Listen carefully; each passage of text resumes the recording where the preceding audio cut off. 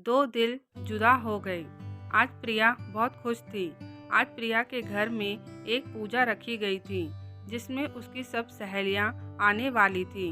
प्रिया घर के सब मेहमान का इंतजाम में लगी थी। सब मेहमान घर पर आ गए। प्रिया अपनी सहेलियों से मिलकर बहुत खुश हुई। पूजा खत्म होने के बाद सभी लोग जा चुके थे। अब सिर्फ घर के ही लोग बचे थे और प्रिया की सहेलियां जो बहुत दूर से आई थी। रात का टाइम था। सभी बातें कर रही थी। हंसी मजाक चल रहा था। अरे देखो, मीरा के पीछे एक लड़का पागल हो गया है। अरे मोहब्बत तो देखो। तभी आरुषि बोली, मेरे बॉयफ्रेंड से ज़्यादा नहीं चाहता होगा। सबकी सेटिंग चल रही है। और बताओ प्रिया, तुम्हें कोई मिला? प्रिया बोली, नहीं यार, मेरी ज़िंदगी में कोई लड़का नहीं है और मुझे कोई इंटरेस्ट भी नहीं है बॉयफ्रेंड बनाने में। ये बात सुनकर सब हंसने लगे। तभी राधिका कहती हैं, ये कैसी मरी मरी बातें कर रही हो, मज़े लो जवानी के। दूसरे दिन सभी सहेलियां दरवाजे के पास बैठी थी। हंसी मजाक चल रहा था। तभी राधिका की नज़र सामने वाले घर में बैठे अमित पर पड़ी। राधिका बोली, सामने देखो कितना हैंडसम लड़का है।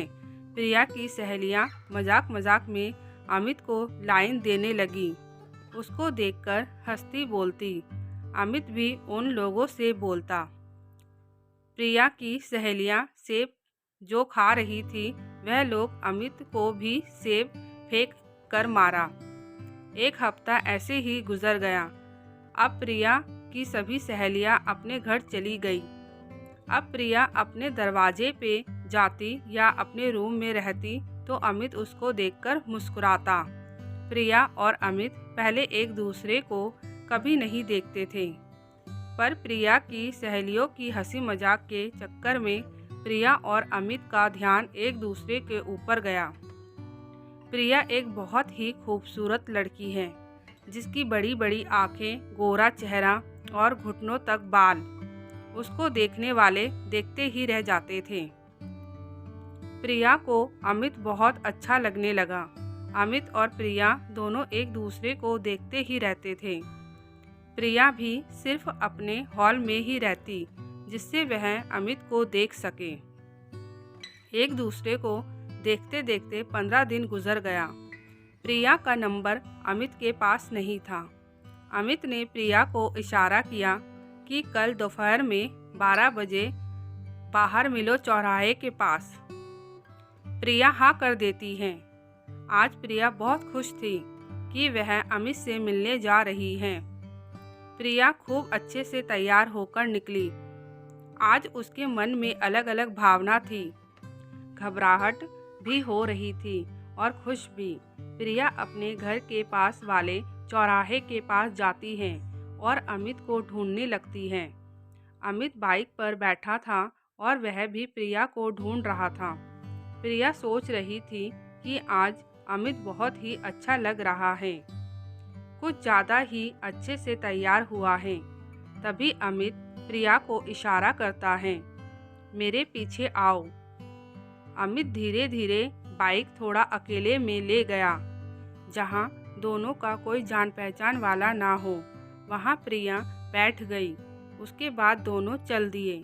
प्रिया शर्मा रही थी, कुछ बोल नहीं रही थी।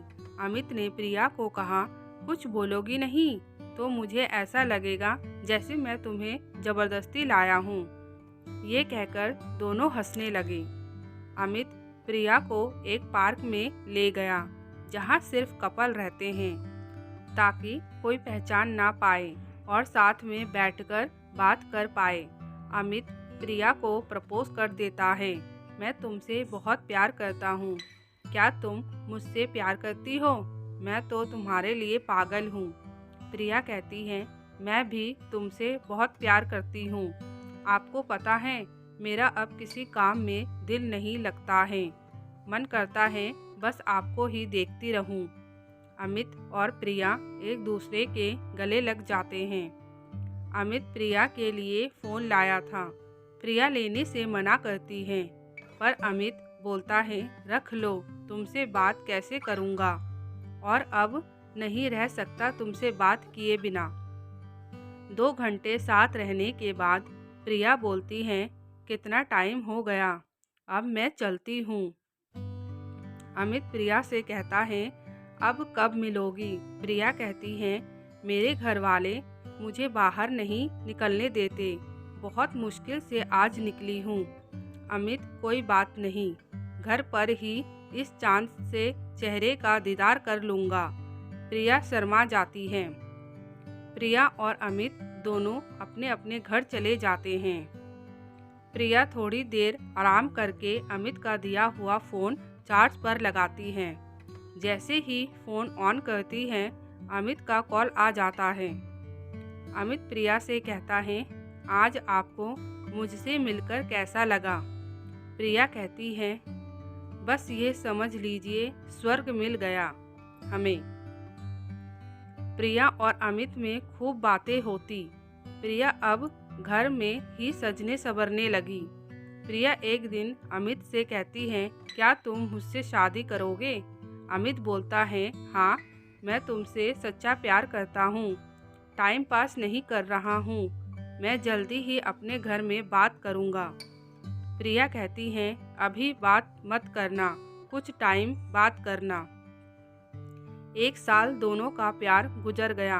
अब कुछ ऐसे होने वाला था जिसकी दोनों को खबर भी ना थी। प्रिया की शादी की बात चली। प्रिया अमित से बताकर रोने लगी, मेरे घर वाले मेरी शादी कहीं और करवा रहे हैं, मैं मर जाऊंगी अगर मेरी शादी तुमसे ना हुई। अमित ने कहा, तुम रो मत, मैं बहुत जल्दी अपने घर में तुम्हारी बात करूंगा। शाम को अमित अपने पापा से कहता है, पापा, मैं प्रिया से बहुत प्यार करता हूँ, मैं उसी से ही शादी करूँगा। प्रिया एक बहुत अच्छी लड़की है, आपको अपनी बहू में जो खूबियाँ चाहिए वह सब प्रिया में है। अमित को रोता देखकर अमित के पापा कुछ नहीं बोले। वह इस बात से बहुत गुस्सा हुए कि हम लोग इतने अमीर हैं, प्रिया एक ठेले वाले की लड़की है, अभी ये दोनों का खेल खत्म करते हैं। अमित के पापा प्रिया के पापा से कहते हैं, अपनी बेटी को हद में रखो, मेरे अमीर बेटे को देखकर फंसा ली। प्रिया के पापा को बहुत बुरा लगा।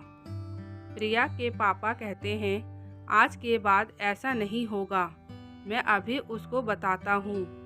प्रिया के पापा गुस्से में घर आ गए और प्रिया को बहुत मारा और प्रिया को बहुत समझाया कि उस लड़के से अब नहीं मिलना। प्रिया बोली, पापा माफ़ कर दो, अब कभी बात नहीं करूँगी।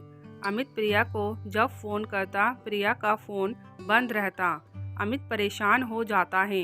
प्रिया देखती भी नहीं, उसका दरवाज़ा भी बंद रहता है। ऐसे ही 1 हफ्ता बीत जाता है।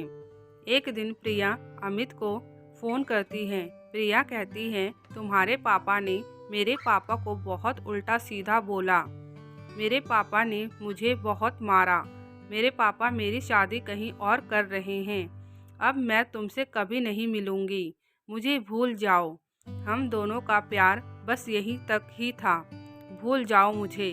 अमित, तुम किसी अमीर घर की लड़की से शादी कर लो, मैं तो गरीब हूँ। अमित को अपने पापा पर बहुत गुस्सा आता है और भागकर शादी करने का फैसला करता है। अमित प्रिया को खत लिखता है, हम दोनों भाग के शादी कर लेते हैं, बाद में सब मान जाएंगे, मैंने तुमसे सच्चा प्यार किया है, प्रिया मैं तुमसे शादी करके ही रहूँगा। इस बार अमित ने मोहल्ले की एक छोटी सी बच्ची के हाथ प्रिया को खत दिया। प्रिया खत पढ़ी और अमित को कॉल किया।